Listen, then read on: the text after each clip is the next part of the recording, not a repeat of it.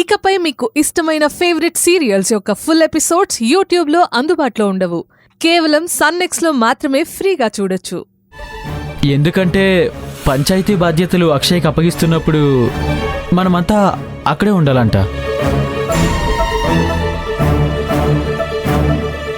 ఊరి పెద్దల మాటల్ని మనం గౌరవించాలి. పదండి వెళ్దాం. అయితే ఒక్క నిమిషం నవీన్ బాబు గారు. అమ్మగారు, అమ్మగారు, ఇప్పుడు ఆవిడెందుకు? తన కొడుక్కి పట్టాభిషేకం జరగడం అమ్మగారు కూడా చూడాలి.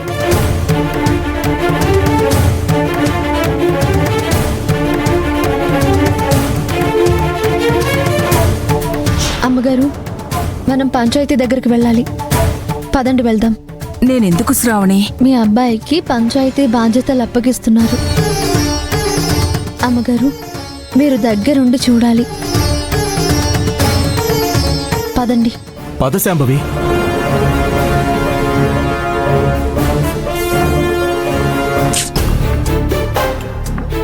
ఏంటి విశ్వ ఇదంతా? ఆవిడొచ్చినా అక్షయ్ గుర్తుపట్టాడు కదా. ఉంటే ఉండు, నువ్వు పద వెళ్దాం.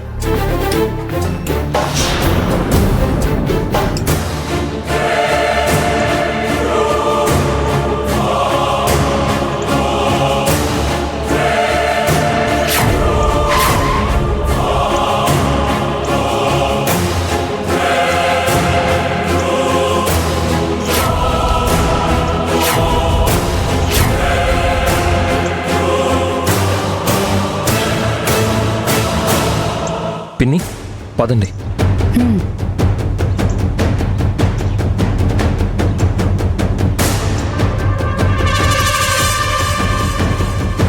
నమస్కారం ఇంద్రాణి గారు. అందరికీ నమస్కారం.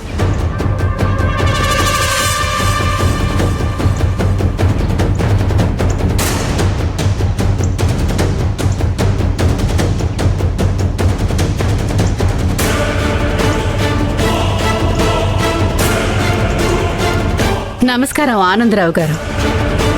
నమస్తే ఇంద్రాణి. నా మీద ఏదో కుట్ర చేయడానికి వచ్చినట్టున్నారు. అదేంటో తెలుసుకోవచ్చా? కాసేపు ఆగి ఇంద్రాణి, అంతా నీకే అర్థమవుతోంది కదా.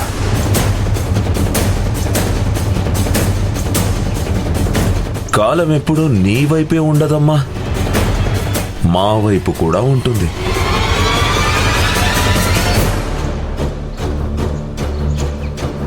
అసలు నువ్వు ఈ సమస్య నుంచి బయటపడాలి అంటే నీకు ఒక్కటే మార్గం ఇంద్రాణి. ఊరందరి ముందు నీ తప్పుని నువ్వే ఒప్పుకో. ఒప్పుకుంటావా?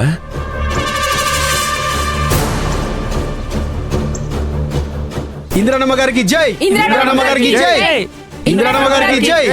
ఇంద్రాణమ్మ గారికి జై. ఇంద్రాణమ్మ గారికి జై. ఇంద్రాణమ్మ గారికి జై.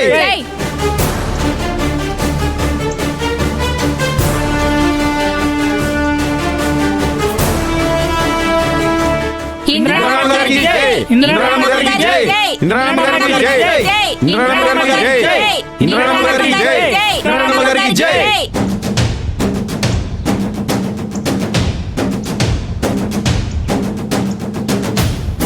చూసావా ఆనందరావు,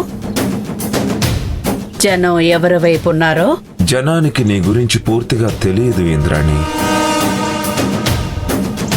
నిజం తెలిస్తే జేజేలు కొట్టడం కాదు, నిన్నీ ఊరి నుంచి తరిమి తరిమి కొడతారు.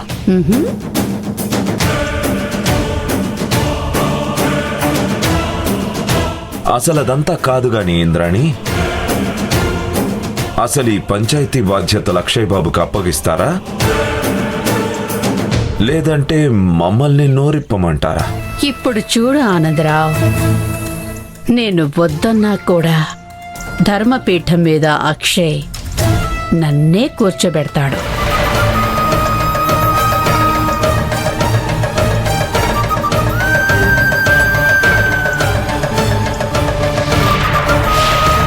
అక్షయ్, వెళ్ళి కూర్చోనానా? ఏం చెప్తున్నారు మీరు? అక్షయ్, నువ్వు ఆ ధర్మపీఠం మీద కూర్చోవాలి.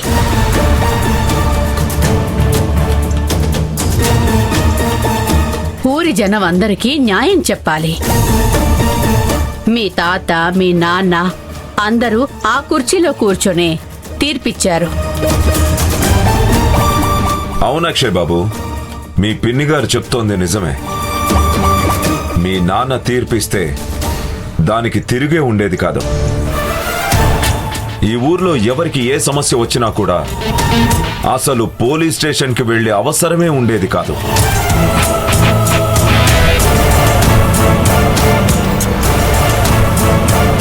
అన్నిటికీ మీ నాన్నగారే పరిష్కారం చెప్పేవారు. తప్పు చేసిన వాడికి శిక్ష విధించేవారు.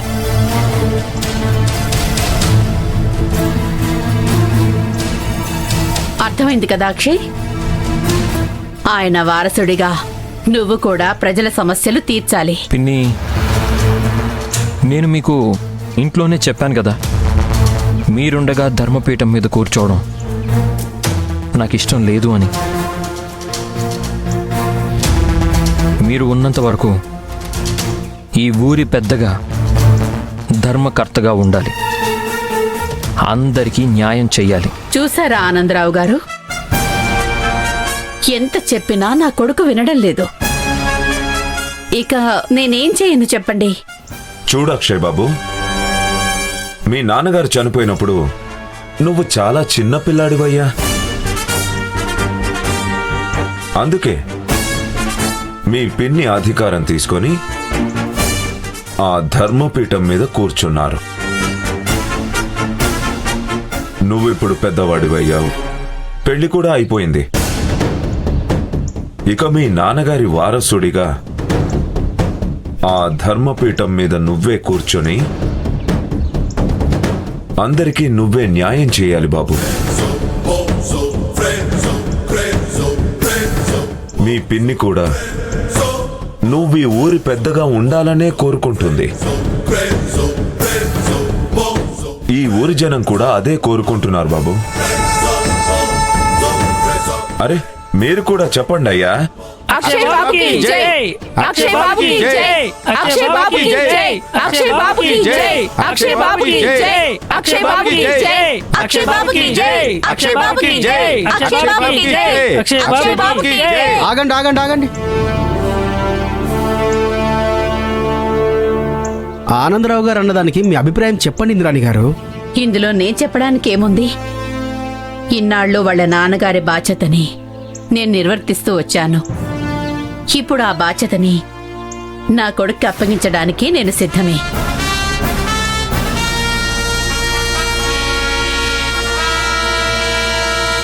వెళ్ళు నాన్నా, ధర్మపీఠం మీద కూర్చుందు గాని.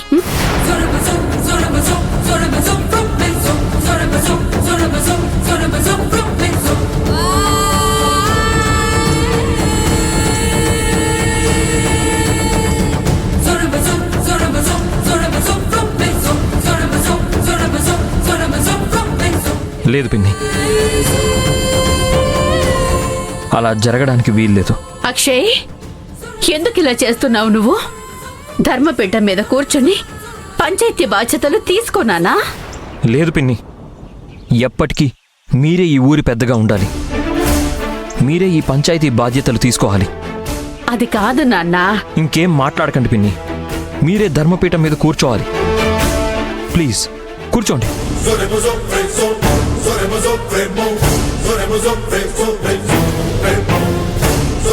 అది కాదు. అక్షయ్ బాబు ఆగండి.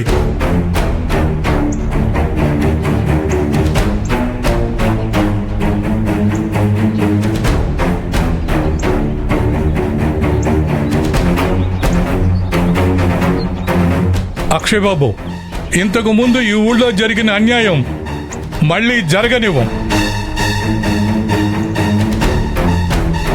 ఇప్పుడు మీరే ఆ ధర్మపీఠం మీద కూర్చోవాలి. ఇంద్రాణి గారు కూర్చోవటానికి మేము ఒప్పుకోం.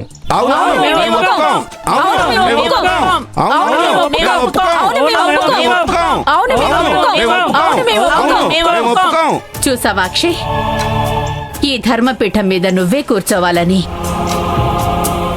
ఊరి జనం ఎంత ఆశపడుతున్నారో.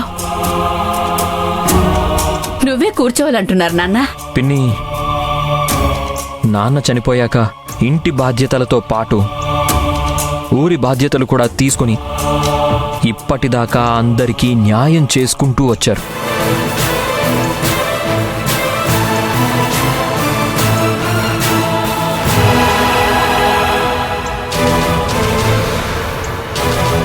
దయచేసి మీరందరూ నన్ను అర్థం చేసుకోవాలి. మా పిన్నే ఈ బాధ్యతలు కొనసాగించాలని నేను అనుకుంటున్నాను.